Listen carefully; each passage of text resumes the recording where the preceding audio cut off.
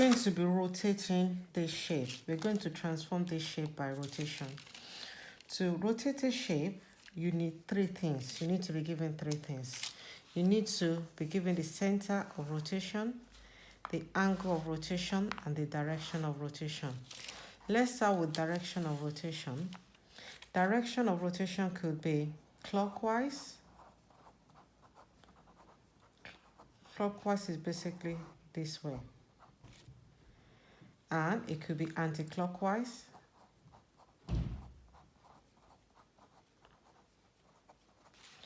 Which is this direction. Okay. For center of rotation, they will either give it to you as a coordinate, or they give it to you as a named point. A point, they can say is point T or point J or point P. And for your angle of rotation,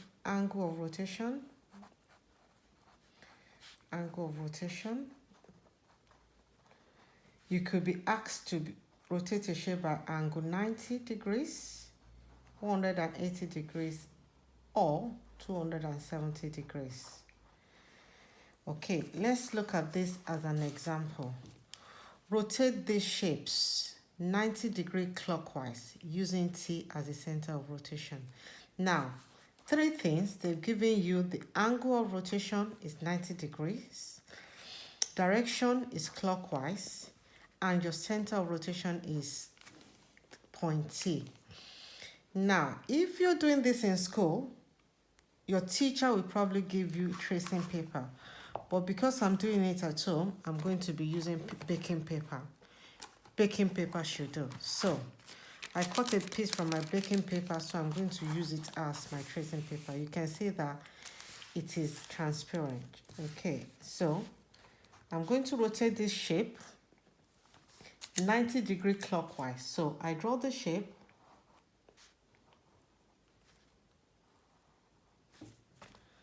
Clockwise is this direction. Okay, and this is my my axis. I'm going to put it there so that, and I always say, give yourself an arrow.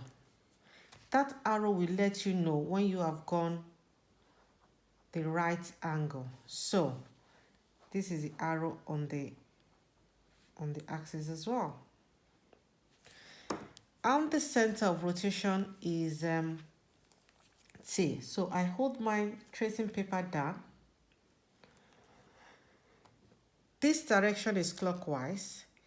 I'm going to rotate that tracing paper.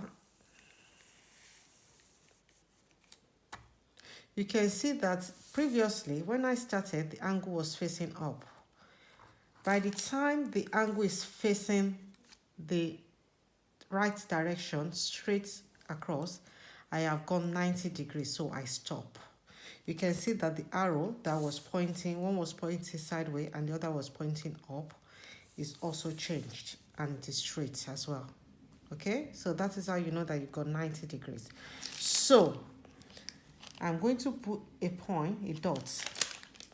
It's not showing on my paper, so I'm just going to do it like that. This is here on this, and the last one is there up here. So I take my tracing paper away, I grab my ruler. I'm going to use this as my ruler, and I'm going to join the 3 points together. That, there, and there.